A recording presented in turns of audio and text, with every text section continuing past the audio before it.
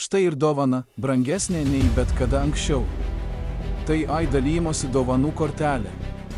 Taip, teisingai dovanų kortelė. Bet saugokitės.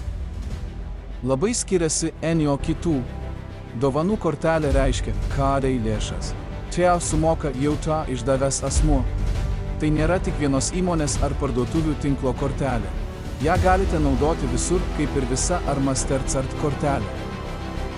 Visame pasaulyje. Ir jūs ją gaunate nemokamai. Bet yra dar daugiau. Jei paskubėsite ir pateiksite paraišką, gausite papildomą dovaną inovatyvius žetonus, kurių vertė 25. Jų negalima išleisti, bet jie apdovanoja tave kiekvieną dieną. Ir nepamirškite, kad ši dovanų kortelė turi didžiulę vertę, todėl ji tikrai auksinė.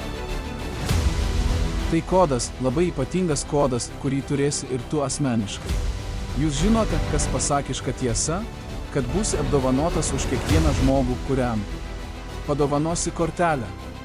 Kiekvienas galės naudotis begale produktų iš visų kategorijų ir prekės ženklų, kurie vasario 24 bus viešai eksponuojami.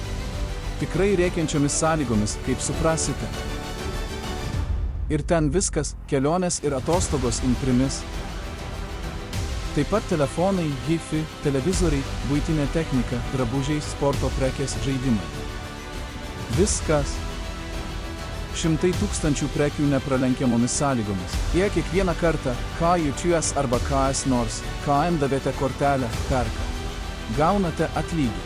Taip, tai pasakiška, bet paskubėkite. Spustelėkite toliau, per kelias sekundės užpildykite formą ir po akimirkos gausite informaciją, kad gautumėte dovanų korteles. Jūs jau dabar galite pradėti jas dalyti ir uždirbti.